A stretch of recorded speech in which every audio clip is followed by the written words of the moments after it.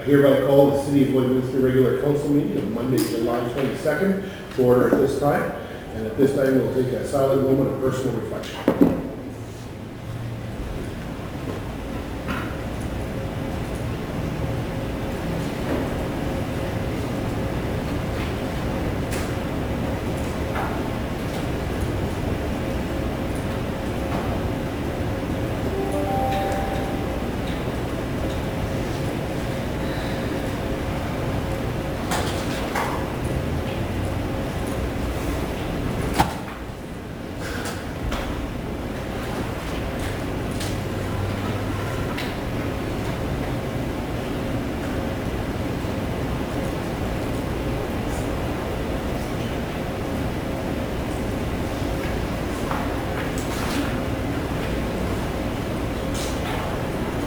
And as a reminder, all members of council are obligated to declare a conflict of interest or a pecuniary interest as per section 133 of the Lloydminster Charter regarding any item on this agenda. Councilor Buckingham. Thank you, Worship. I'll be declaring for 7.3.1, please.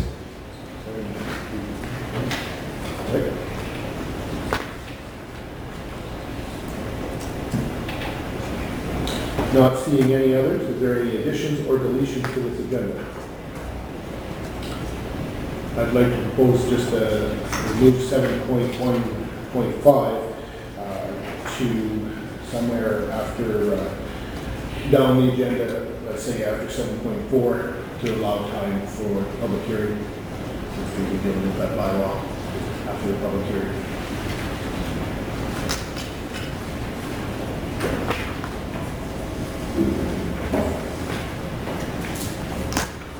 Not seeing any others, I'll look for a direction on the approval of the agenda as amended. Councilor Buckingham. The agenda dated July 22nd, 2019 be approved. Seconder, Councilor Torres. Any further discussion? Not seeing any, all in favor? Opposed? Carried. Moving on to item number 4, the approval of minutes, previous meeting. Councilor Buckingham. The regular council minutes dated June 24th, 2019 be approved. Seconder, Councilor Fagin. Any questions or comments from those minutes? Not seeing any, I'll call for the question. All in favor? Opposed? Carried. Councilor. That the special council minutes dated July 3rd, 2019 be approved. Seconder, Councilor Fagin. Any questions or comments from those council minutes? Not seeing any, I'll call for the question. All in favor? Opposed? Carried. Moving on to item number 5, is there any business arising from those minutes? None noted. Moving on to item number 6, which is our public hearing, which we'll return to at 2 o'clock. Moving on to agenda item number 7, 7.1, City Manager. Good afternoon, Your Worship and Council, to present bylaw 13-2019 property tax payment installment. So, Clerk. Thank you, Your Worship. The item you have before you is the property tax payment installment bylaw number 13-2019. The recommendation is the council grant first reading for bylaw number 13-2019 property tax payment installments bylaw.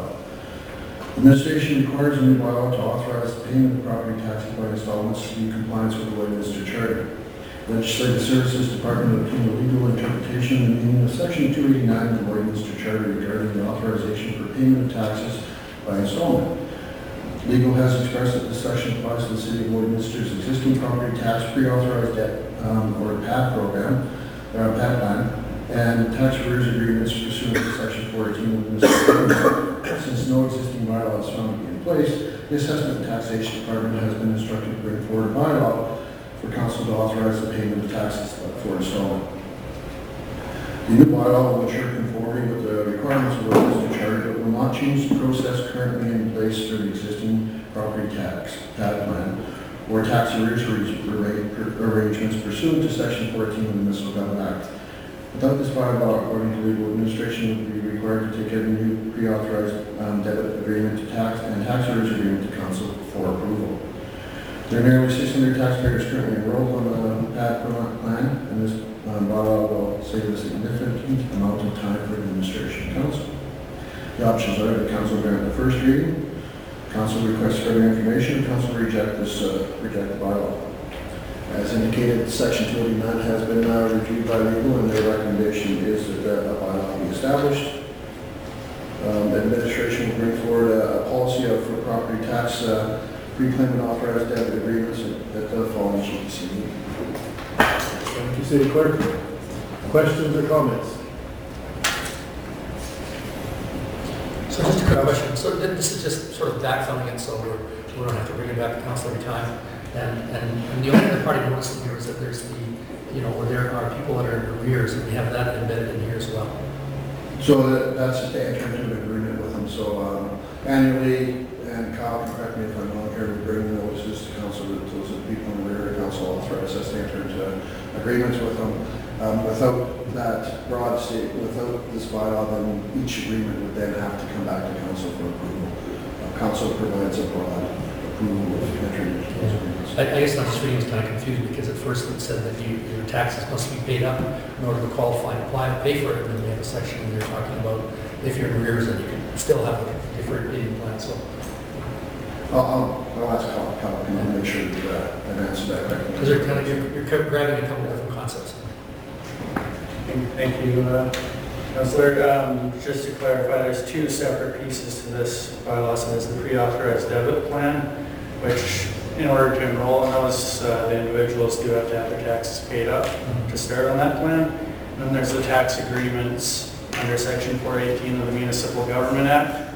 Those are people that are already in tax enforcement. They're entering into agreements for up to a 3-year period in order to deal with those tax arrears. So, It makes sense. It just kind of, there's two different pieces coming at it from different ways. yeah, and the reason they were put in the same bylaw is because they both fall under that Section 289 of the Westminster Charter. Legal advised that they're both forms of installments, so they needed to be, or they could be together in that same bylaw. Okay, thank you. Council Parsons. Thank you, Your Worship. So the only thing I'm missing that I don't fully understand is, so what we were doing before, how is this different other than this is going to be a bylaw that, continues on until it's repealed type of thing and So that's from correct. year to year? The way we were doing it before is we were collecting under Section 289, but we're collecting without a bylaw, so we're outside of compliance with the charter. So this really just brings us towards that compliance. Okay. Yeah, fair enough. To be honest with you, it seems fairly straightforward housekeeping type one that absolutely makes all the sense in the world to do so that we can continue to use the pre-authorized debit, and that is good for us and helps, individuals. It's a little bit easier to do that way. Like there is other methods of doing it through your mortgage brokers and things like that. You can do it that way, but I personally have used the pre-authorized debit directly to the city, and I think it works like so. Anyway, thank you. I think it cleans up some matters that just might be in the gray area, and certainly from the government's perspective and giving the administration the ability to see through the process, as well as eliminating 600 additional items coming to this council table throughout the year. That makes a lot of sense from my perspective. Thank you, Kyle. Look to council for direction on 7.1, sorry, yeah, 7.1.1. Councilor Bagley. The council grant first reading for bylaw number 13-2019, property tax payment installments bylaw. Seconded. Councilor Bradshaw. Any further discussion before I call for the question? Not seeing any. All in favor? Opposed? Carried. Moving on to 7.1.2. Thank you, Your Worship. To present 7.1.2 bylaw 15-2019, road closure for first reading. I'll ask Natasha to cover.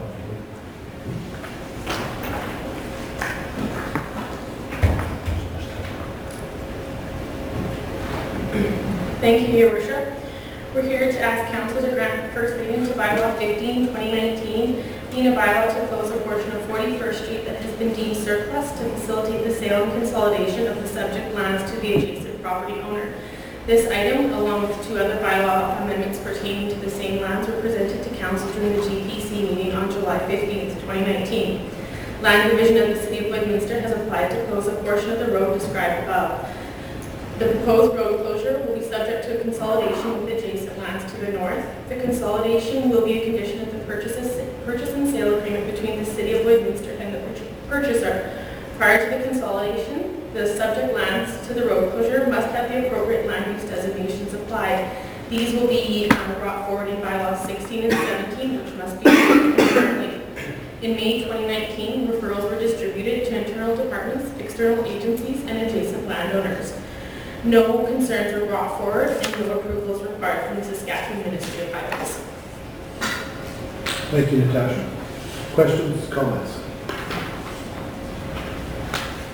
This is, I guess, the smallest sliver we could almost get, is it not, Natasha? Thank you. The truth, we'll see if we could when we do the picture. It's just, was it basically created due to the way the land, the original road was designed, Natasha? Is that? So yeah, this is just to correct, I guess, the original road design. Initially, the road network was going to look a little bit different, so there was almost a turnaround dedicated in this area, and we're just trying to clean up the north alignment right now. Thank you. Any other questions or comments? And the adjacent landowners have been contacted with us? Yes, the adjacent landowner to the north is actually the purchaser of this, but we have sent letters to all registered landowners within a minimum of a 30-meter radius. Very well, thank you. If there's no further questions or comments, I'll look for direction from council. Council Buckingham. The council grant first reading of bylaw 15-019, being a bylaw to close approximately 0.012 hectares or 0.03 acres as part of 41st Street Plan 83B 13948 and part of 41st Street Plan 102111983 within the northeast quarter section 36 Township 49 Range 28 west of the 3rd Meridian. In addition, the council established a public hearing to be held at City Hall Council Chambers during the regular council meeting on August 26, 2019 at 2 p.m. Thank you, Council. Seconder? Council Batcher. Any further discussion or comment before I call for the question? Not seeing any? All in favor? Opposed? Carried. Moving on to 7.1.3. Natasha. Thank you, Your Worship. We're here to ask Council to grant first reading to bylaw 16, 2019, a bylaw to amend map 2 future land use concept in bylaw 2013 to industrial.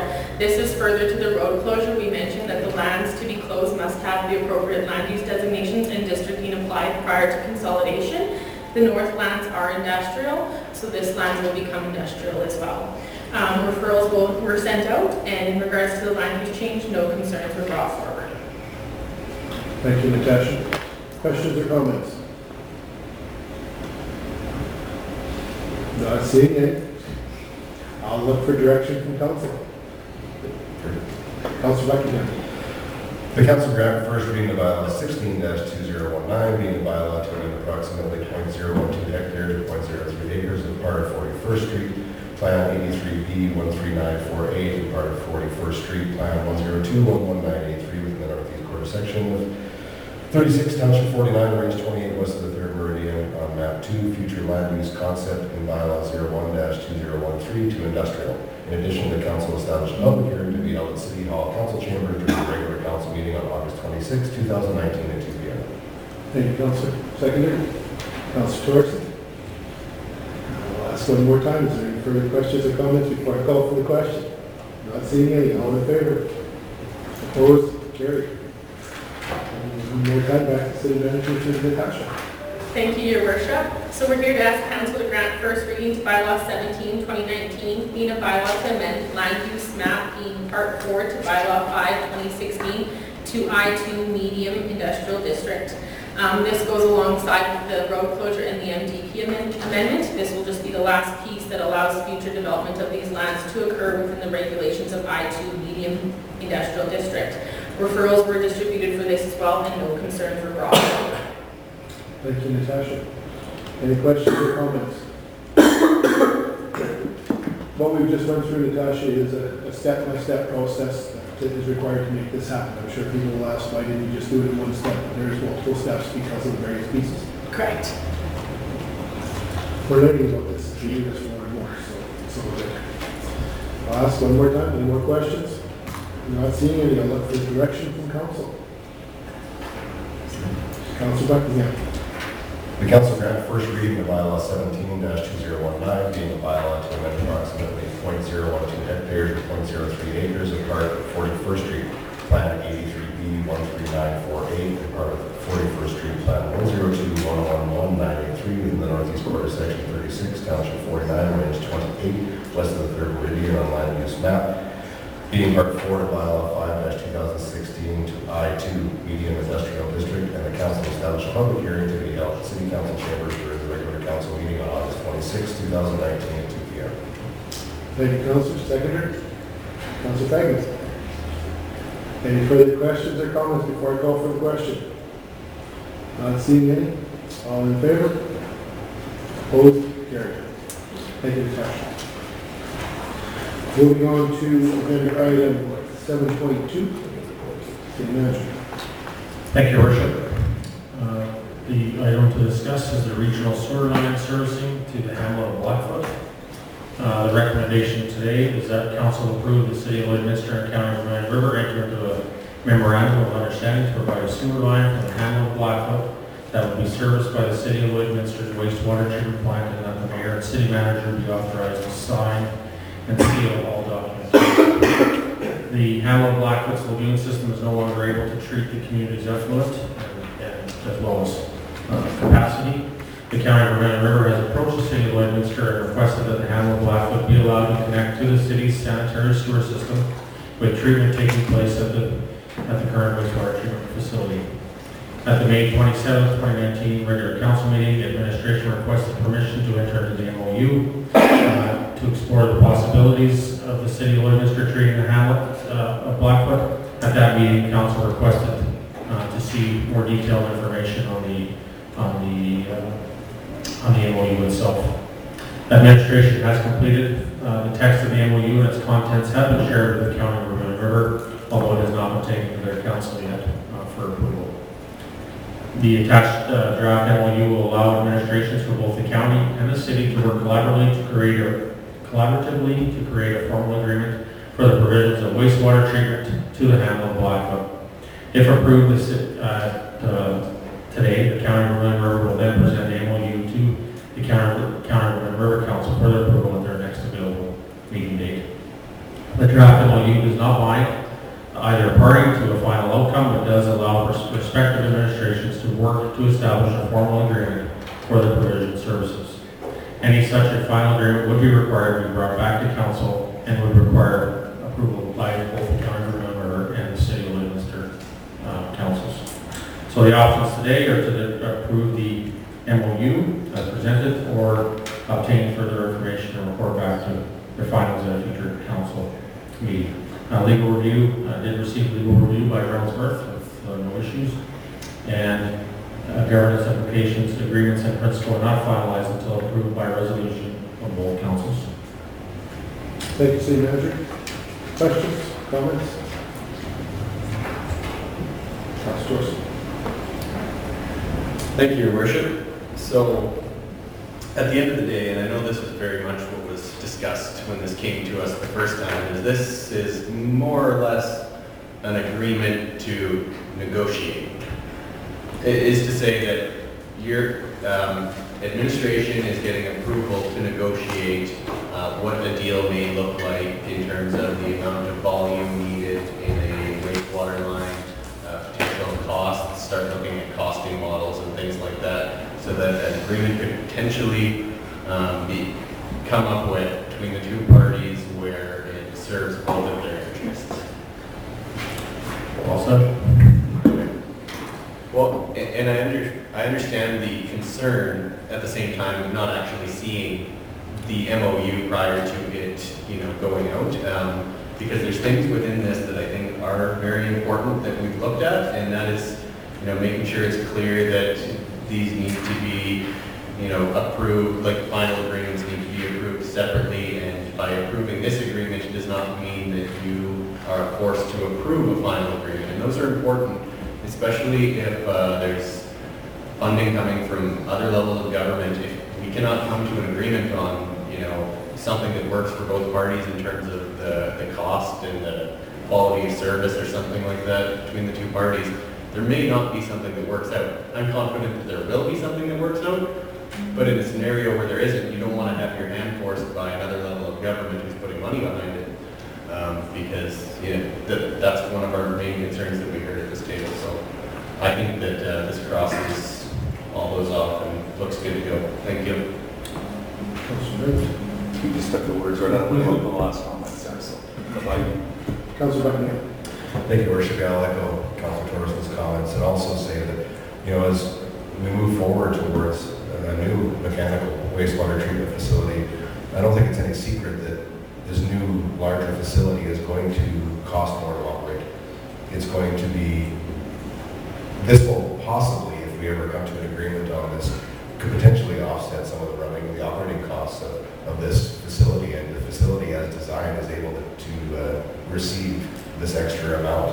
And I think it's a really well-rounded facility coming forward that allows us to do something like this and allows for that regional cooperation as well. So I think going into this MOU is a good start. Any other comments? I think it's been said, there's no use me rehashing what's already been said. So, it'll give administration the ability to move forward and bring it back to this council again for review to deal with it before it becomes a formal agreement, if that's where it will be. With that stated, I'll look for council for direction of 7.2.1.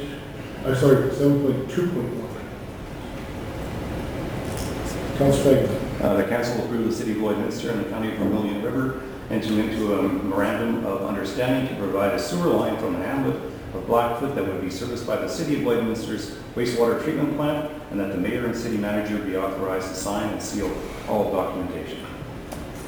Seconder, Councilor Torres. I'll call for any further questions or comments before I call for the question. Not seeing any. All in favor? Opposed? Carried. We're going to move to 7.3 because we're not quite at the 2-block hour, Councilor Buckingham. So, good. Thank you.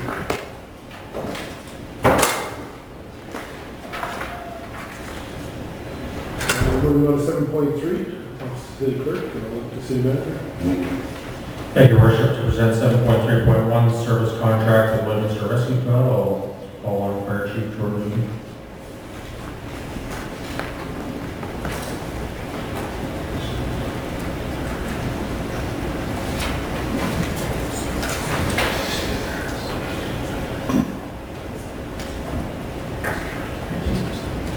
Good afternoon, Mayor, Council. Good afternoon, Chief. Thank you for having me here today. So I'm here today to discuss the proposed service contract with Lloydminster Rescue Squad. The recommendation is that Council approve the service contract between the City of Lloydminster and the Lloydminster Rescue Squad for a 2-year term for the annual cost of $14,400, and that the Mayor and City Clerk be authorized to sign and seal all necessary documents.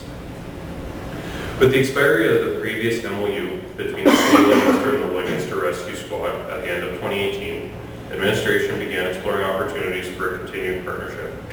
It was determined the most appropriate way to retain the services from the rescue squad was to enter into a service agreement. The proposed contract will continue the partnership and allow the City of Lloydminster to utilize specialized rescue services provided by the rescue squad, including but not limited to motor vehicle extrication, ice rescue, water rescue, dive rescue, search and rescue, and drone UAV services. Having access to these services that the Lloydminster Fire Services does not currently provide ensures a safe and viable community for a variety of public safety risks the residents of the community could be exposed to. The contract as presented has an article that outlines the expectation for relationship and monitoring between the two parties. Through the contract and the detailed biannual meetings, the Lloydminster Fire Services and the Rescue Squad can work together to ensure staff of the responding party are adequately trained and procedures are developed to ensure a safe response every time. Our options are that Council approve the service contract between the City of Lloydminster and the Lloydminster Rescue Squad for a 2-year term for the annual cost of $14,400, and that the Mayor and City Clerk be authorized to sign and seal all necessary documents. Number 2, that Council provide direction to administration to gather further information presented at a future Council council meeting. 3, that council direct administration to not enter into a service contract with the Lloydminster Rescue Squad and explore other options for a contracted rescue service. Thank you, Chief. Thank you. Questions, comments? Councilor Torres. Thank you, Your Worship. My question is just at the end in the budget and financial implications area. It says that the annual cost of the contract, $14,400 in 2019 is included in the FCSS operational budget, but in the future will be reallocated to the fire services operational budget. Does that mean that there will be 80% more that the city would have to pay? Because FCSS is normally 20/80 funding, isn't it? Or am I thinking of something different? City Clerk. That money was never grant money from FCSS. It was just money that when we had set up our previous MOU, that we had placed it into the FCSS budget as a place to put it. In the future, then we move to the fire services. Right on, thank you. My concern was that they would be 5 times more money, but they won't be, so that's good. The only other question I had was just around our master planning and things like that are going on. So how does it work as far as these additional services related to kind of the rescue squad and what they're doing? Does that get worked into our master plan and all that the consultants are working on? Yes, absolutely. The consultants will be looking at a variety of community risk factors that the fire service faces, and then we'll be giving recommendations further. So there may be identified risks for the increased storm retention ponds around our community to have dive rescue, swim rescue, all that stuff. And they would recommend that we find a way to do that. That administration's job will be to identify whether we want to bring that service in-house or continue to contract it out. Okay. Perfect. Thanks. Councilor Fagan. I just think that we're pretty fortunate to have the Lloyd Rescue Squad here, and great for the taxpayers that we're not duplicating and having to buy expensive equipment, and we can also count on their knowledge and expertise to operate that equipment. So for a little over $14,000 a year, I think that's pretty good.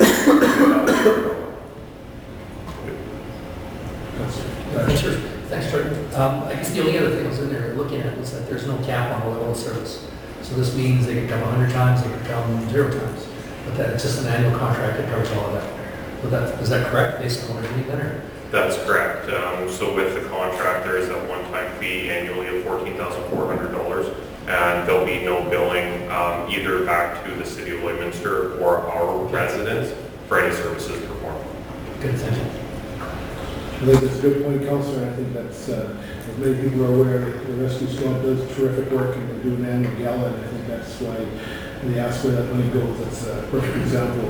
The gala supports the operations because they don't, unless they can bill back in the form of a motor vehicle extrication, I don't believe there's any real other revenue source for them other than the agreements they have with existing municipalities, including ourselves. So certainly that's good to know. It's not one of those that's a hidden item that will pop up and not be on the radar. So.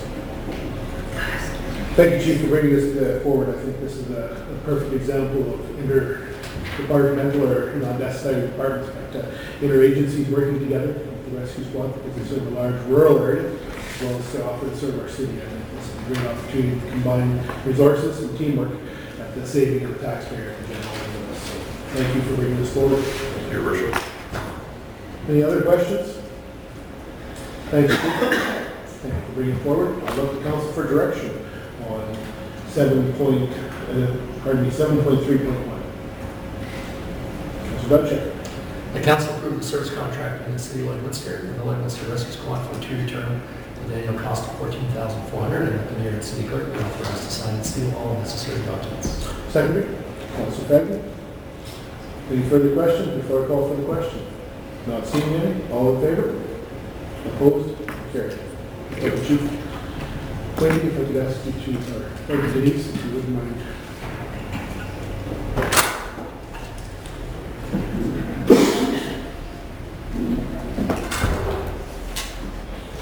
We've reached the 2 o'clock hour, so we will move back on the agenda to 6.1, public hearings for bylaws. And hereby call for a meeting, bylaw 14-2019, proposed amendment to the building bylaw. I'd like to note before we begin that during a public hearing, we are asked that you respect the views of everyone here and allow each person their time to speak without interruption. Each person wishing to speak has up to 5 minutes to make a presentation to council. If you do wish to speak, please state your name for the record and whether you are in support or opposed to the proposed bylaw. When you are finished speaking, please remain at the front as council may wish to ask you questions. All discussions of council members, city staff, and delegations shall be directed to the chairperson. Any questions brought forward by the public which are not able to be addressed during the meeting will be done so at the next council meeting. Council will not debate this matter during this hearing, and the decision regarding whether or not to grant the bylaw further readings will be dealt with following the public hearing. I declare the public hearing for bylaw 14-2019, amendment to the building bylaw, open at 2:01 p.m. I would ask the city clerk to confirm whether or not this public hearing has been advertised in accordance with the applicable legislation and to summarize the purpose of the hearing. I can confirm that this public hearing has been advertised and notice has been provided in accordance with the applicable legislation. This public hearing was advertised in the Meridian Source on June 27th, July 4th, and July 11th. The purpose of this public hearing is for bylaw 14-2019 being a proposed amendment to the building bylaw. Thank you, City Clerk. I would now call upon anyone wishing to speak who is opposed to the proposed bylaw. I will now ask if anyone wishes to speak in favor of the proposed bylaw.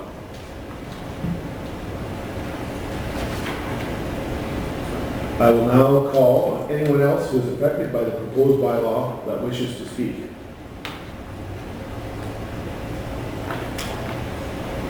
As no members of the public were in attendance to speak on the matter, I declare the public hearing for bylaw 14-2019 closed at 2:04 p.m.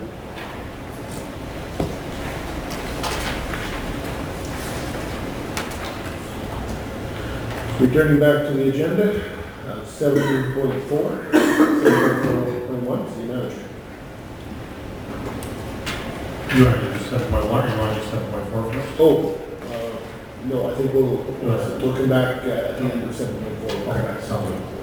To present 7.4.1 draft non-profit operating grant policy, I'll turn over to Chief Financial Officer Jason Jones. Good afternoon, Mayor and Council. Before you is the nonprofit operating grant policy. It was brought forward to Council May 13th and brought back to GPC July 15th, for which he made a few changes to our application form. At this time, we've added capital items for less than $20,000 into the application form, as well as change the dates to make sure that they were non-year specific. That being said, today we need council to approve policy number 13403 for nonprofit operating grants. You'll see that the policy in particular separates out it used to be called third-party grants, and it separates it out into one-time grants and annual grants. So the one-time grants are not necessarily repetitive type grants, but the second one, the annual operating grant requests, are two specific organizations that will annually come to council and request funds. So the most important part of that policy is section 4, nonprofit operating grants, and then section 5 details the one-time grant requirements, and section 2 outlines the requirements for the operating grants for the specific organizations. With that, I ask for council's direction on how we want to proceed with the policy. Thank you, CFO. Questions, comments? I like the idea of updating it so it's sort of non-year specific.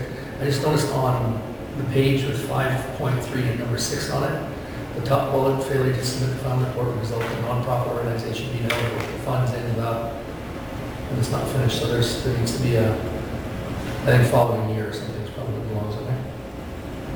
Certainly the Yeah, that's just, applications are still in draft format. Once council's approved the policy, Yeah. we'll go through them again and put them on the website when they're corrected.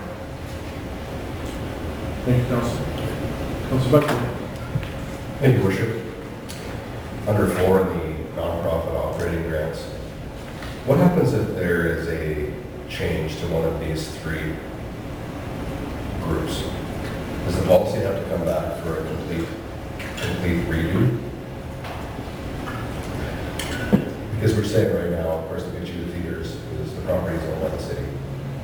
The SPCA runs our hound services and everything else. And the regional archives is another great service in the city. What happens if one of those changes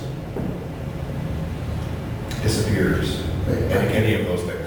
I can speak to that. If they specifically named the policy, one of those changes in the policy would have to be amended to reflect how that is. If they're named in the policy and, for example, the archive no longer asks for money, then it would just be they didn't ask for money, and the policy wouldn't have to be amended to reflect that. But if there was a name change or a title change, then the policy would have to change to reflect that. Okay, good, thank you. Any other questions or comments? Council Dorsey. Thank you, Your Worship. Yeah, I just want to mention that I like all the changes in the policy. I think that they all, cross off what we're looking to do to try and formalize it and also ensure, accountability.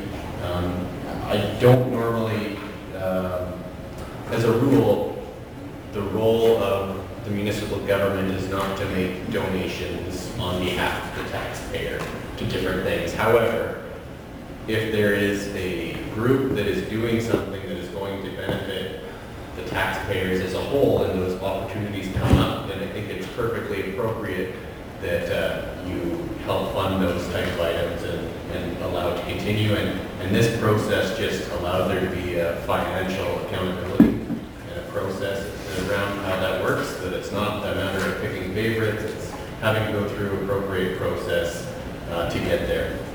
And basically, I like everything that I see on this policy, and I think it crosses off what we were looking to get to when this first came up. One thing that I didn't explicitly see, but it may just be the way it's worded that I don't see it, but is there anything around at the time of approval, there may be additional kind of reporting requirements, whether that's KPIs or anything like that? I didn't see it. Yes, I had added that into, let me just check to see where.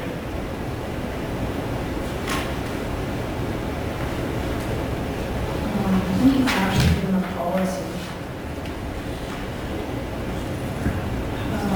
I added a section that said that once approved by council, council may request certain metrics that they would like a nonprofit to report.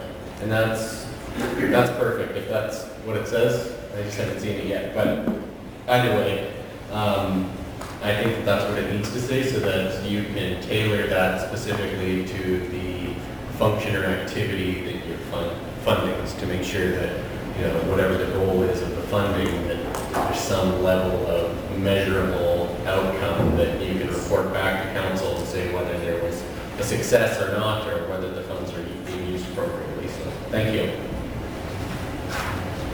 I think, thank you, CFO, for bringing this forward. I think this meets the, what we just discussed, not just a charitable fundraising or for the taxpayers, but that when someone does ask for public funds, there is a measurement and there's an application process so that we as council can make an informed decision based off your administration has reviewed it, as well as ensuring that the taxpayers know that there is metrics that is being applied to all parties. It's simply not one being chosen over others. So thank you for bringing that forward. Any other comments? Not seeing any, I'll look for direction from council on 7.4.1. Councilor Batchin. The council approved policy number 134-03, the nonprofit operating grant policy. Second. Councillor Close. Any further questions or comments? Not seeing any, call for the question. All in favor? Opposed? Carried. Moving on to 7.4.2, back to the CFO. Annually, council is required by the charter to appoint auditors for the year. A request was asked of our current auditor if they would like to put forward a quote. They put forward a quote for 2 years, and so that gives council the option of appointing them for 1 year or 2 years.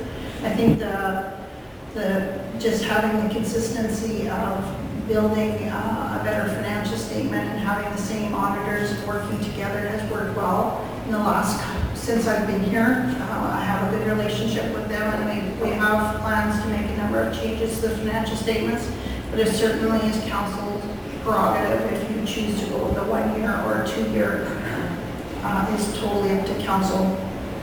I'd like to see 2 years just for the consistency of it, and that would get us to the 2020 financial statements.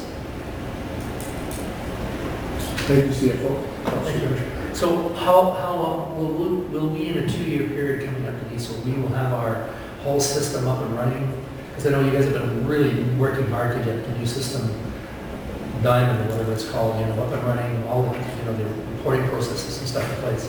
Where will we be in 2020? Because I guess I'm just seeing that sort of breaking stride with any company at this point in time, auditor, and not sort of finishing that process. For me would cause more work if nothing else. So currently we're working on our reporting system with the financial software. We're trying to create automatic financial statements that are generated by the system and produce it out. We're getting there. We're still having to kind of force the financial statements on a quarterly basis a bit. But I'm not sure if that affects the audit.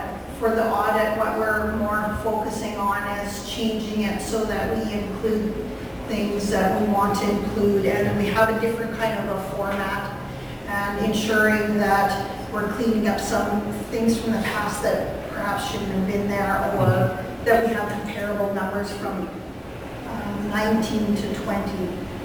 So there were a number of things in 18's financial statements that will change, and so for 2019 we will have to go back and restate some of the 18 numbers just to make them comparable. And as we're making those changes, then that probably will happen for 2020. So it seems to work well that we use the same auditors to get progressive, and our hope is that by 2020 we'll be able to be in a really good position that we could submit our financial statements in towards the GFOA. They have an award program for good financial statements. So that's kind of our goal for 2020, is get things cleaned up, prepare an annual financial statement that we can put forward to the Government Finance Officers Association for an award. Does our asset management plan have any impact at all on the auditor? I'm just thinking, I'm not sure where we're at with it, but it's coming along. There in the initial stages of it. Any progress on that certainly will clean up our asset register and the values in that asset register. But I think regardless, we're going to proceed with that. Good, thank you. We have gotten cost savings. We've incurred cost savings in this past year in our audit because of the number of things we have presented to the auditors and cleaned up. And so, of course, there's a number of shifts, so we no longer do the bid. And so that audit, we have cost savings for that. We no longer have to do the audit for the golf course separately. It's part of our own. So we've kind of incorporated some cost savings going forward. And so I could give you what they quoted last year, but it's not really comparable because they were auditing different things.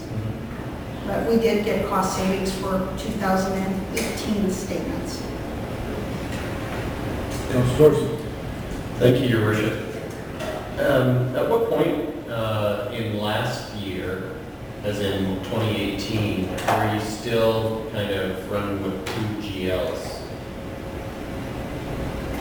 2 general ledgers for the non-accounting folks? didn't run with two GLs at all. So in 2017, they had 10 months in one system and 2 months in another system. And that's what caused problems for the 2017 statements, is they had a difficult time getting them to talk to each other. So But all for- of 2018 was cleaned up in that? Yes, regard? but Okay. perhaps not well coded, and not utilizing the system to its best. Yeah, So, there was a lot of cleanup to do by the end of the next year, because it needed to be, the systems needed to talk to each other, they weren't in a line. So we had to go back a number of months and clean a few things up. okay. No, I was just trying to finish a thought, and that doesn't really change, or that changes my question altogether. But in either case, as far as, the consulting audit team, at the end of the day, the auditors, the CEAs or CPAs have to follow specific standards and pretty heavy regulations in terms of what they have the ability to do and their opinions that they place on things. There's some professional judgment that goes into it, but there's pretty specific rules on what you're looking at, how deep you're looking at it, and using pretty straightforward professional judgment to go with that. So at the end of the day, it really depends on what administration is comfortable with as far as who they would like to use. And because we trust our administration, I don't have an issue with continuing on with this path. If you're totally happy with what you're getting out of the accounting firm, then we're fine with it, because they have to follow those rules and regulations to get it done. And you're saying that you are happy with them, and we trust you, so I'm good with it. Any other comments? I think, as you mentioned, CFO, we've worked with the auditor in the past. We've seen it change. We've changed systems, and looking forward to seeing us getting more streamlined as we continue to move forward. I think that working with the auditor for hopefully 2 years, and that's Councilor Bush, would add value to the community. And at the end of the day, gives us good bookkeeping. And I use bookkeeping, it's accounting, it's the ledger that keeps tabs of the income and expense of the city, and ensuring that the dollars are spent where they're supposed to be and accounted for appropriately. So I think that I'm supportive of a two-year extension, and at that time we'll bring forward a recommendation, I'm sure, to deal with it at that time. Any other comments? Not seeing any, I'll look for council's direction on 7.4.22. We have two options that have been recommended, well, actually three. I'll look to Councilor Dutch. Council accept the quote and appoint Wilkinson LLP perform the audit for the 2019 and 2020 financial statements on the city of Lewiston. Seconded? Councilor Buckingham, seconded? Okay, Okay, do you have a question as well? that was the wrong motion. If we were going to do 2 years, that was the 1 year motion. Nope, that was the two-year motion. Is It's called 2019 and 2020. I So I didn't- read it. I didn't hear that right then, Can we read it again? Please do.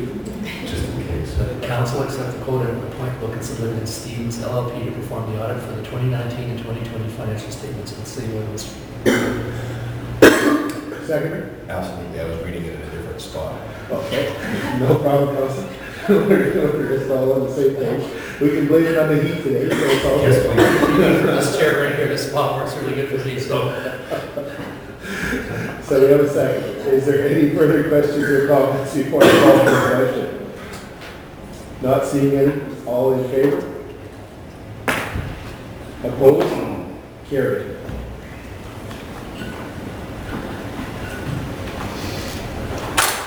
Moving back to agenda item 7.1.5. We move this just off, so we'll bring it back. Thank you, Your Worship, to present bylaw 14-2019 amendment to the building bylaw. I'll ask Natasha to come forward for comments.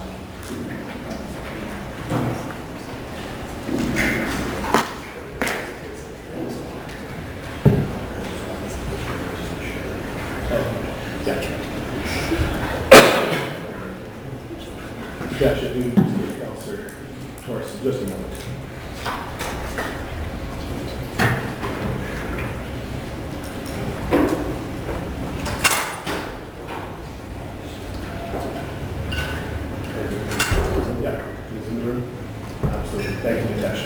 Thank you, Your Worship.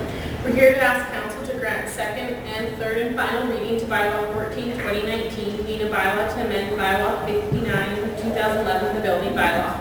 This item was brought forward to GPC on June 17, 2019, at which time administration advised that according to section 51 of the Lloydminster Charter, council may, by bylaw, declare that the National Building Code or any part of any other code or standards to be enforced within the city. The city is currently enforcing the 2005 National Building Code, which has been identified by administration as misaligned with other municipalities across the country. Bylaw 14, 2019 was read by council for the first time on June 24, 2019 and advertised accordingly. As of January 1st, 2020, Bylaw 14, 2019 will come into force and effect in the City of Lloydminster, and we will enforce the 2015 National Building Code and the 2017 National Energy Code as amended from time to time in the province of Saskatchewan. No changes have been made to Bylaw 14, 2019 since first reading. Thank you, Natasha. I know I've had conversations, Natasha, with the Construction Association. I believe there's information disseminated out to the Construction Association and other individuals involved in building trades in our city. Yes, we have been in touch with the Construction Association Home Builders since about spring of 2017 about this change being brought forward. And we did have a public hearing earlier today, and no one spoke to or against it. I think that it's had some good conversation in the community. I've heard valuable or favorable results being that we can't be behind, but they don't want us too far ahead. And this is following the Saskatchewan Building Code, or National Building Code that Saskatchewan adopted, whereas Alberta has their own building code. And very close, but in the same token, we're trying to keep everybody on a level playing field. With that said, if there's no further questions, I'll look for direction from council on council. That council grant second reading to bylaw 14-2019, being a bylaw to amend bylaw number 59-2011, the building bylaw. Seconder? Councilor Buckingham? Any further questions or comments before I call for the final question? Not seeing any, all in favor? Opposed? Carried. That council grant third and final reading of bylaw 14-2019, being a bylaw to amend bylaw 59-2011, the building bylaw. Seconder? Councilor Dorsey? Any further questions or comments? Not seeing any, I'm going to call for the question. All in favor? Opposed? Carried. Thank you, Natasha.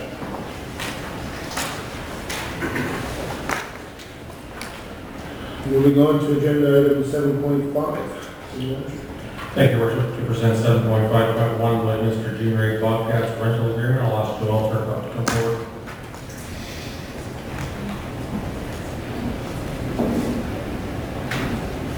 Good afternoon. Good afternoon, Rob. So today I'm here for the recommendation that council approve the City of Lloydminster enter into a rental agreement with Lloydminster Bobcats Junior Area Hockey Association for a 5-year term, 2019 to 2025, for the mayor and city clerk to be authorized to sign and seal all necessary documents. The issue is the Junior Area Bobcats current agreement has expired. Some background: during the June 17, 2019 Governance and Priority Committee meeting, the committee was informed that administration has worked with the Junior Area Bobcats Association to create a new 5-year rental agreement. Terms within the agreement outlined, but are not limited to facility use, rates, advertising space, payment terms. The rates do not include GST and will increase as rental fee prices increase. Options: the council approved the City of Lloydminster enter into a rental agreement with the Junior Area Bobcats Hockey Association for the 5-year term, and the mayor and city clerk will be authorized to sign and seal all documents. The council, option 2, the council requests administration bring back additional information to a future meeting. Option 3, that council does not approve the City of Lloydminster enter into a rental agreement with the Junior Area Bobcats Hockey Association, and directs administration to further negotiate with the association. Governance implication: we are providing some savings, some reduced rates to the Bobcats and giving sponsorship to them. So that is really the reason why we are sending it. Budget implications: It is anticipated that this agreement could generate approximately $33,000 to $36,000 in revenue annually. So with that, I will answer any questions you may have. Thanks, Joel. Questions, discussion? Thanks, Richard. So what spaces do they get access to, I guess, in the civic center? Yeah, Coaching areas, yeah, they have a meeting or not a meeting room. They have a change room, just the Bobcats change room. So they have lock and key, and they also have a coaching room. Other than that, it's ice use, that kind of thing. There's also within the agreement, we're given a rate for the hourly rate at the auditorium, which currently there's none. Councilor Buckingham. Thank you, Worship. Just curious as to what happens if there is a catastrophic failure of the facility, a flood, a fire, whatever it may be. What are our obligations to provide them an alternative if they ever had an issue? Is there anything in the contract that speaks to that? There's always out clauses in all of the city agreements, nothing specifically that would talk about that. As a community, we'd probably have to strategize what we would do with all our user groups to that facility if something were to happen. At the end of the day, just as an example, the Bobcats would take priority over minor hockey. For instance, if they had a scheduled set of games that had to happen, the other user groups within the city could potentially be bumped if we were unable to provide them a civic center. I'm not sure if I understand. We don't have a rental agreement with minor hockey, for instance. Yeah, so we have rental agreements with every user we have. Yeah. It's used the exact same template. The only reason this one has gone to council is because of the changes in user fees. Yeah, our obligation would be the same. You're right, Bobcats do have certain games and stuff. And, certainly in the past, we've helped them make arrangements when needed. Yeah, so it'd be very similar to any other user group. Good, thank you.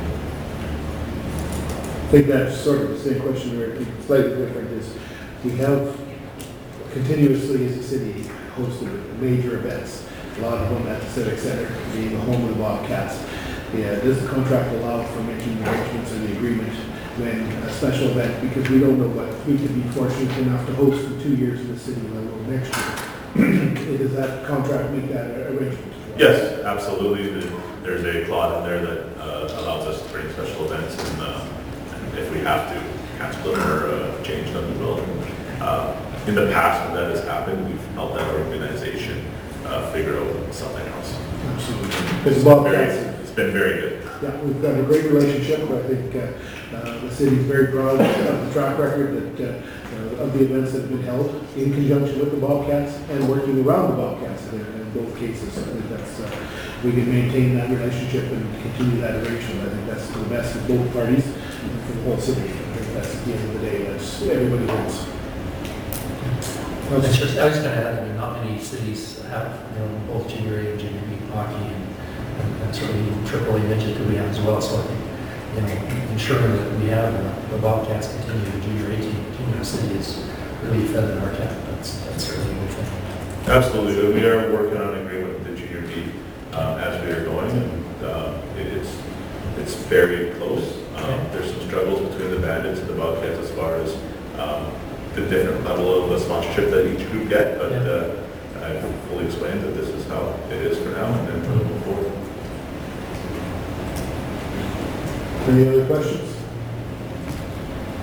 With that, I'll look to direction from council for 7.5.1. Council Buckingham.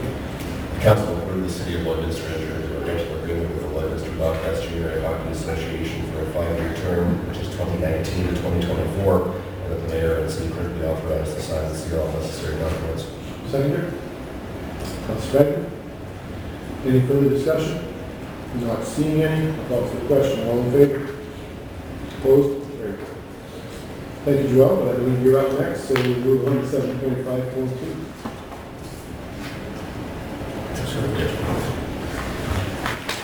So, once again here, good afternoon. Here, the council approved the City of Lloydminster entering into an agreement with the Lloydminster Curling Club for a 5-year term, 2019 to 2024. The mayor, city clerk, be authorized to sign and seal all necessary documentation. The issue is, once again, the curling club agreement has expired, and additionally, there's been several changes to the operations of the Lloydminster Golf and Curling Center, so a new agreement was required. Background, at the October 15, 2018 regular council meeting, council approved the dissolution of the Lloydminster Facilities Corporation effective December 31st, and directed administration to contract food and beverage services, curling ice maintenance, and golf pro shop services out.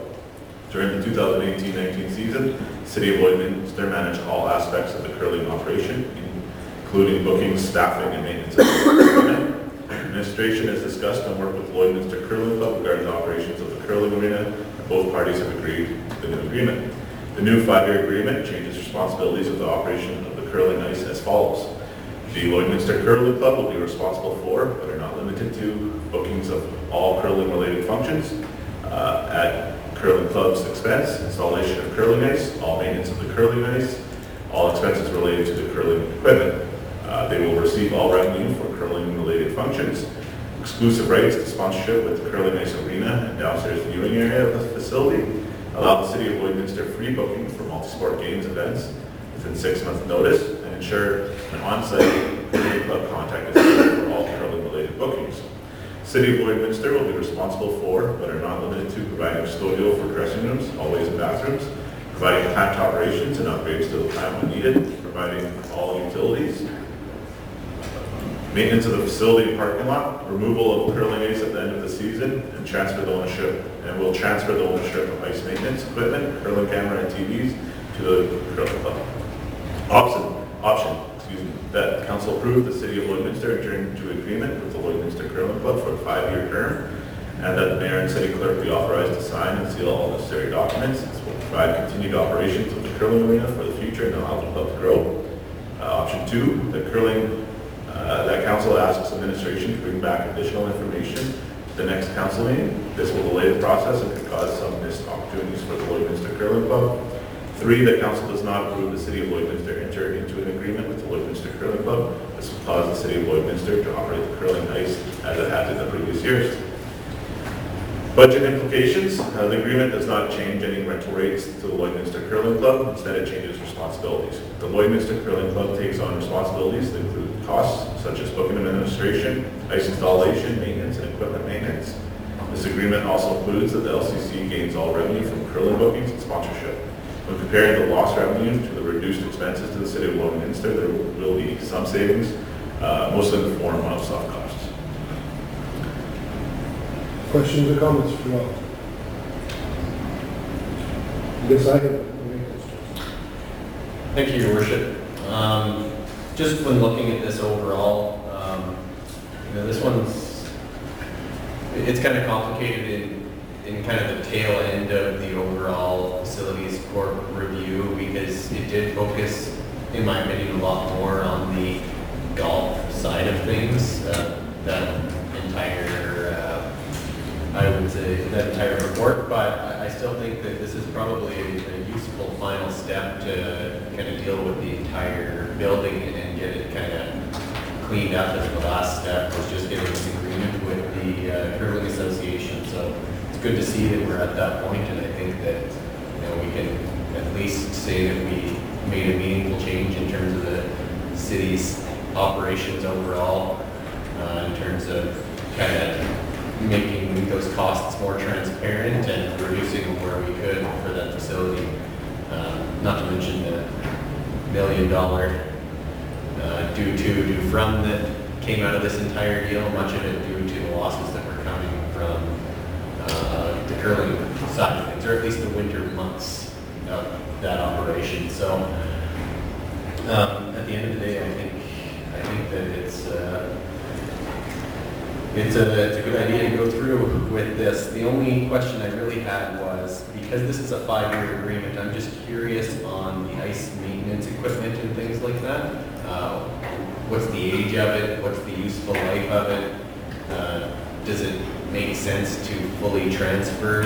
What's the value of it? I don't want to find out that we gave up like a $200,000 machine or something like that on a 5-year agreement. So that's all my main questions, because I don't know much about curling ice maintenance equipment.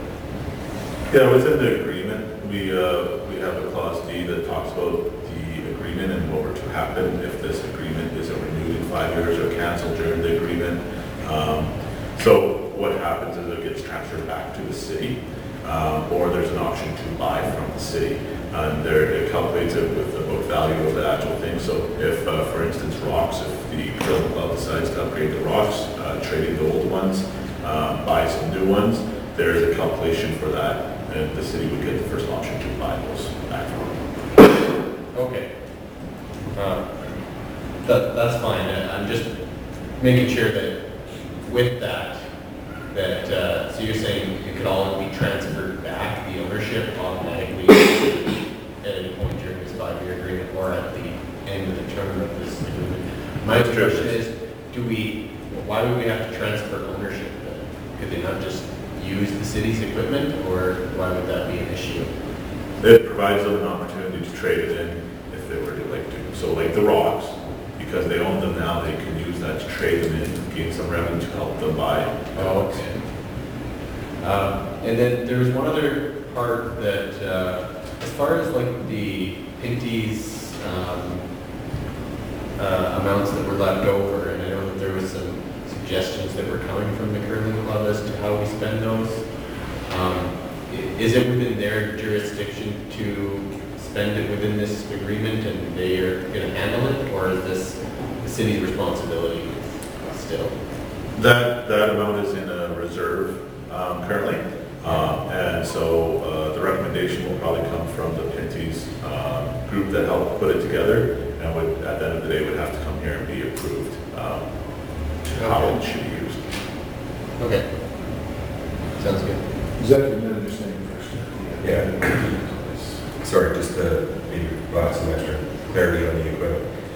It is the city's intent not to lose out on this, not lose out, but exit this agreement in 5 years. Our plan is to keep this for the next 10, 15, 20 years. With regards to the rocks, there is some potential value with our current rocks. We also know that the Pinty's organization, or the funds that were put together from the Pinty's, that there's going to be potentially a request for those funds to replace the current existing rocks which are at very close to MLH. So those ownerships and the ownership amounts have been discussed by both parties for quite some time, and we feel they are in the better hands of the Curling Association and the city's hands.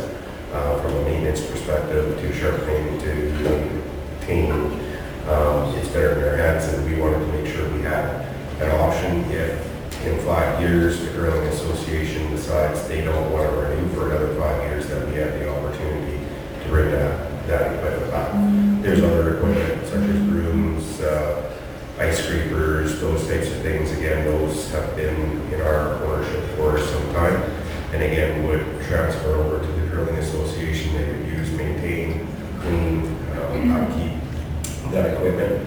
In 5 years, if for some reason they decided not to enter into another 5-year agreement, again, that equipment would come back to the city so we can figure out how to move forward from the curling perspective. But our overall goal is to have the first 5-year agreement in place and then extend that for 5, 10, 15 years beyond that. Yeah, at the end of the day, that makes sense. The main point was that I have very little understanding in terms of the overall value of what the maintenance equipment would be in a curling club. So one thing I don't even think I saw was, so we're talking about transferring of all of the equipment and the maintenance equipment as well, like so just everything in, which is fine. I'm just making sure that that's clear. Yeah, it consists of curling rocks, ice scraper and nipper, backpack sprayers, and the TVs and cameras. Sounds good. Okay. We are getting out of the curling business, essentially. Well, I just wanted to correct that. We're not. We're still allowing a scenario where it can exist and, providing a subsidized facility, which the capital cost alone to have to build one of those would be significant. And we're still going to continue to pay the utility which are not going to be nothing, but we're going to want to pay anyway. And chances are, you know, a not-for-profit that kind of is an expert in this field is going to be able to run it in a way that will not be as much of a sink to the taxpayer and potentially help grow the sport overall. So I think this is going to be a win-win in the end, and then the control is in the hands of the curling club as to their own destiny of how they want to grow their club, and they're not limited by anything that the city is doing. So our budgets won't play a factor in what their ability to grow the club will be. So I think it's a win-win. Councillor. Thanks, Your Worship. No, I think many positive things in this agreement. I guess there's a voice in the back of my head, Councillor Baker, that keeps reminding me that every one of our recreation facilities are subsidized by the taxpayer, and we're going to be on the hook to make sure that the services are in place. Reducing that, I guess, liability is ultimately a good thing, I guess. The question, there are two parts. So one is that I see that food is no longer part of this agreement. So in the past, we were required to provide restaurants and being open and stuff for the curling club. So that's not in this agreement at all. That's separate outside of our agreement. That would be with the new individuals operating the kitchen at the curling, at the LGCC. That's correct. We've outlined some hours that that restaurant needs to be open to provide service, obviously, but it's on the curling club and that contractor to talk and decide level of service. So the only other concern I have, I guess, is that, you know, how will they do things different so that they can actually run and make enough money to make sure that, you know, they can sustain, you know, when the televisions need to be replaced. I mean, those things will last a long time. But as you're pointing out earlier, the rocks and all the other pieces of equipment, there isn't an awful lot based on what I heard you share. I mean, still be able to sustain and make enough money to be able to not come back and say, please, you know, after 5 years, we now have another $500,000 worth of debt here. And that's the only thing, I guess, in the back of my mind as we, you know, go to this agreement, how we can ensure that we're not on the hook again and that they are going to be managing their operations in a fiscally responsible way. Because this says here, when someone to play, we can't go in and tell them how to run their books and how to run stuff. So, I mean, I think that's still a piece on the back of my mind. Absolutely. So I would say that as a nonprofit and as a smaller or bigger organization, depending on how you look at it, I think that they have some goals they've set for themselves as far as sponsorship that we've never been able to deliver. So I think they'll see it there. I think there's also some savings that they can have that we couldn't when you look at labor charges and that kind of thing. So they're well aware of how to run a curling club, and I think they'll do a really good job. Yeah, I was going to add to that from the difference here is from a sponsorship perspective. In the past, the city seeks sponsorship for out on the curling ice, the scoreboards, and everything else, and we use that to offset our expenses. We've turned that sponsorship over, so that's a revenue stream that they haven't seen before, or to the extent they're going to see it going forward, as well as they always have their user fees or their membership fees with the club. So it'll be on them to build and grow curling within a community, and I think they have a better opportunity to actually reduce their yearly costs from what they've been paying in the past, or at least that's what our initial evaluation determines, that there's opportunity for them to deliver at a better efficiency than they have in the past. I'm hoping that's going to happen. Councillor Buckingham. Thank you, Worship. Just I wanted to talk about the TVs, cameras, all this stuff. They're included in that. There's the other TVs that are in the LGCC, which there's a contract for people to buy advertising on those TVs. They're not just placed along the ice, like there's one by the back door of the patio and all that stuff as well. Who's got those? Does the city maintain those, or is that part of the curling piece? Because when they call you to ask you to buy advertising on that TV, they're saying 12 months of the year that you're going to have there between curling and golf. You can have your advertising placed on those digital TVs in there. Who owns those? So the TVs you're referring to, actually I'll do this, like the TVs that's referring to here are the curling TVs, so those are the ones in the basement. The TV you're referring to, there's two TVs, I think they're in the restaurant. The city operates those currently, and we do it through a third-party contractor that sells the advertising. So as we're talking about sponsorship and revenue streams and all of the sponsorship going to the curling, I just wondered if that piece of what's there had been discussed, because the city is taking the revenue on the advertising sales on that. On those screens. So I just wanted to make sure there was a differentiator there between what they can sell and what they can't, because those screens aren't part of this deal. Absolutely. They can sell what's in the ice part and the viewing area downstairs. That is the only places they're allowed to sell. So yeah, just something I didn't see in here anywhere. I wanted to make sure that we weren't missing that point somewhere. And there'd be no discussion or ill will back and forth either way if we missed that part of this. Yeah. In what they're allowed to sell and what they're not. Councilors? No.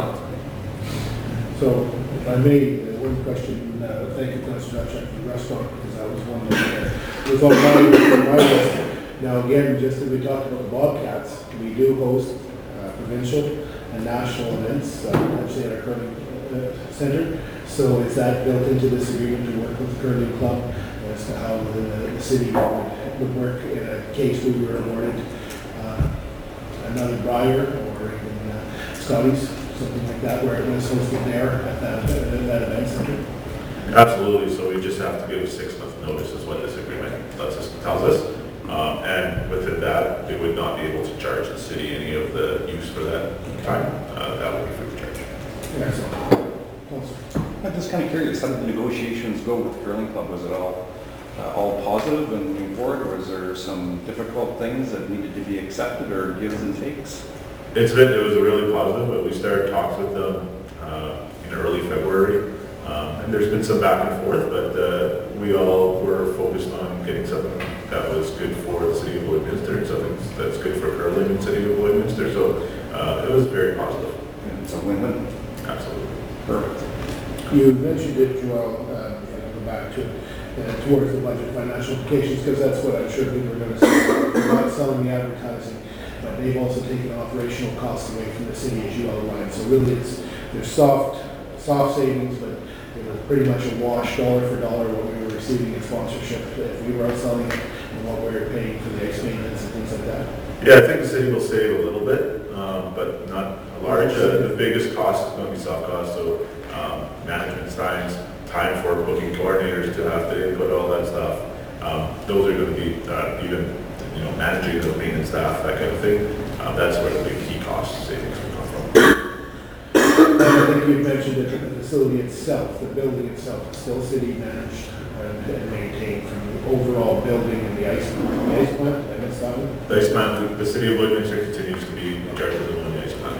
Right. So, and we have the safety program and protocol to ensure that we've got that well managed. Absolutely. So that's, in this day and age, that's become a huge issue as well. So, Councilor. That's right. Just a quick question. So I know we're reviewing our facilities. The curling club was part of that, and the building was part of that facilities review. It's so there was specific buildings. That one's been reviewed in 2016, I believe. But within the new one, all ice plants were reviewed. So that plant was reviewed. No, I guess I was just thinking around, the cost for electricity that goes into that building to heat it, and the last time we might have done some, preventative work to insulate or whatever. Because there's just a lot of square footage and a lot of wall space. The question would be how well insulated is that? Because the cost versus the payback on reduced power facilities. Yeah. That's all. Councilor Buckner. Thank you, Worship. I think about people a lot, and I was thinking about this one. Are we cutting, the city now laying off people, cutting staff that were dedicated to this? Are we losing staff? Or cutting staff? We did have some seasonal staff, and it'll be the curling association to decide whether they need that staff or not.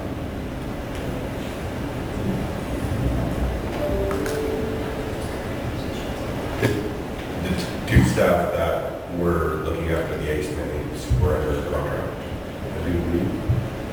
I think they were contracted, but I'd have to figure that out for sure, but my understanding is their contract was up as a seasonal employment. So their contract was expiring now, or at the end of the last season, yeah, anyway. Yeah. So that's been, their contract hasn't been renewed by the curling club, for instance, days those people have been up in the air waiting to see what was going to happen here, I suppose. Yeah, I'm not sure what conversations the curling association has had with potential ice caretakers. Thank you. Any other questions? If no other questions, I'll look for direction on 7.5.22 from council.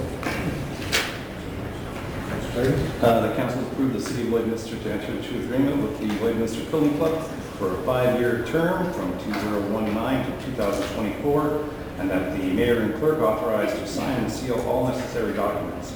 This will provide continued operation of the curling arena for the future and allow the club to grow. Seconder? Councilor Torres? Any further discussion? Not seeing any, I'll call for the question. All in favor? Opposed? Carried. Thank you, Joel. Moving on to operations, 7.6, city manager. Thank you, Worship. To present 7.6.1 concrete recycling contractor award. I'll ask Karen Del Rosa to come forward.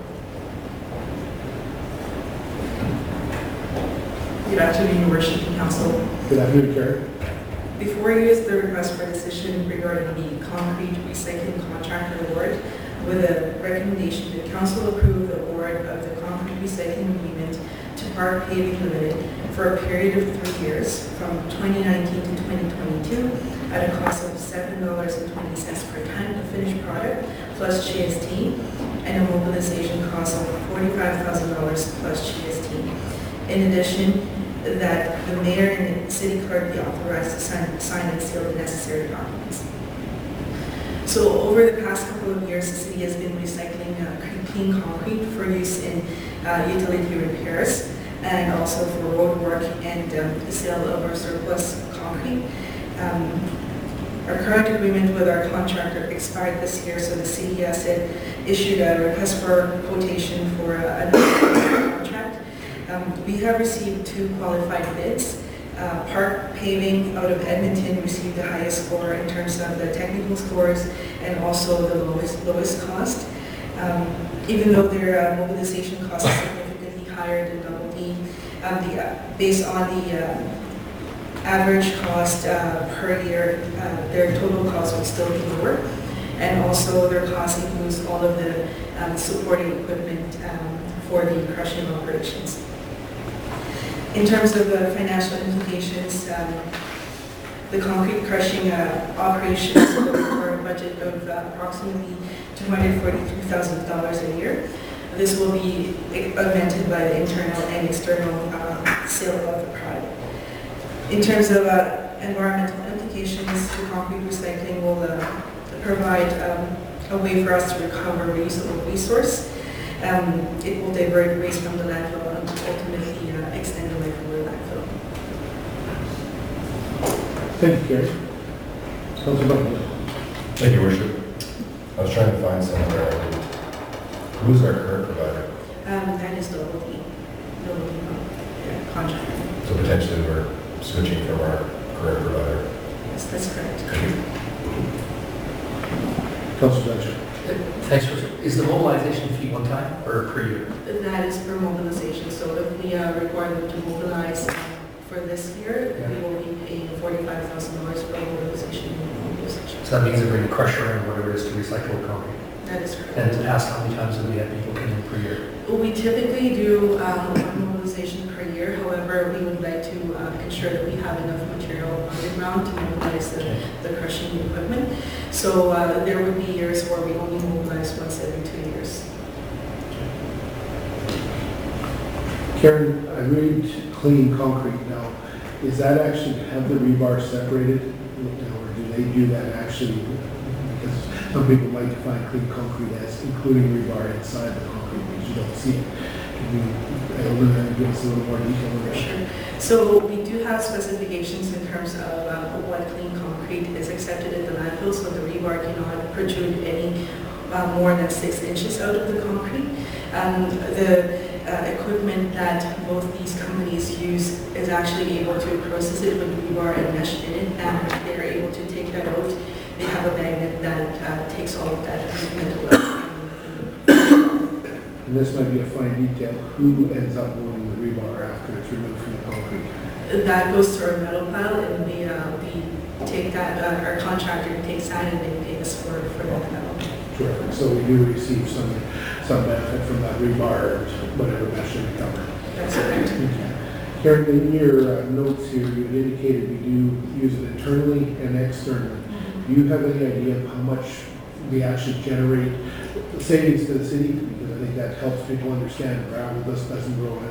We just don't go out and find free gravel, so we're using it for backfill, but how much actual cash we also generate? Yeah, so since we started the crushing operations, we have processed a total of just under 254,000, over 254,000 tons of clean concrete. 76% of that is actually used internally, and price difference between a recycled product versus a fresh aggregate varies from year to year, but typically there's around a $9 per ton difference. So just based out of that, there's about 200,000 tons that was used internally. So times $9 per ton, it's about $1.8 million. Excellent. No, I think that as you've outlined, otherwise this would end up in the landfill, take up space, and we know what it costs to build a landfill, so it's being as environmentally friendly as we can to ensure that that aggregate that's gone into the concrete and separating the metal out, it's not wasted. That's terrific. Thank you. And it's also this also generates some revenue for the city too. So whenever we do have some surplus concrete that we can sell, we do sell it, and there's quite a fair bit of demand for it. Sure. Thank you, Your Worship. So I'm just trying to get a full understanding of this mobilization. So if they come and bring their equipment there, that's considered mobilization. Yeah. And you want them, when they do that, you try and do everything that you've got at that time. That's and they stay for however long it takes. Yeah, that's correct. And then after they leave. Yeah. But if for some reason you get a whole bunch more and you want to deal with it, you have to pay for mobilization again. Once they have left, you have to pay for the mobilization again. My question is, do you have any control as to whether or not they leave or stay? The procurement document that we have sent out says that they have to clear the whole pile. So anything that's on the pile, they would have to process it. Anything that's coming while they're there. My only concern is if for whatever reason the mobilization part, if we don't have enough control over that, you could end up paying a heck of a lot more through this one because of how much more substantial that fee is. But if, so long as we maintain that at least the control that they have to crush absolutely everything you have and stay until that's done, then you're probably fine. But if they end up having to go back and forth because they choose to go someplace else, I don't know. Yeah, the one control that we have over mobilization too is that we have quite a fair bit of space to stockpile the concrete. So if we go to, we can stockpile it for 2 years or more. So that would mean we bring them in to mobilize, we're only mobilizing them once. Only once over the 3-year period? We can do that. But then again, that depends on the amount of clean concrete you can use. Yeah. Okay. Thank you. Any other questions? With that, I'll look for direction from council on 7.6.1. Councilor Deschamps. Move that council approve the award of the concrete recycling agreement to Bart Paving Limited for a period of 3 years, 2019 to 2022, at a cost of $7.20 per ton of finished product, plus GST, and mobilization cost of $45,000 plus GST. In addition, that the mayor and city clerk be authorized to sign and seal all necessary documents. Second. Councilor Craig. Any further questions or comments? Not seeing any, I'll call for the question. All in favor? Opposed?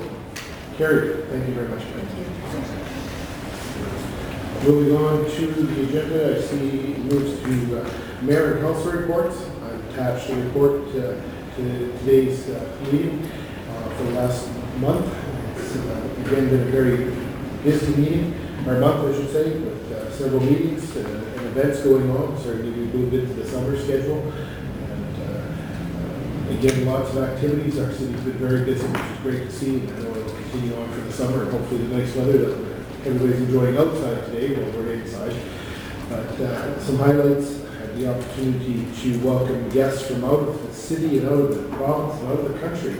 The Texas 4,000 riders that Ride for Cancer visited our city last week and had an opportunity to meet 25 or so young Texans that were bicycling from Texas to Alaska. It was they've been doing this for a number of years. Each year a new group steps up, and any graduates after finishing their undergraduate degree decide to take this under their belt.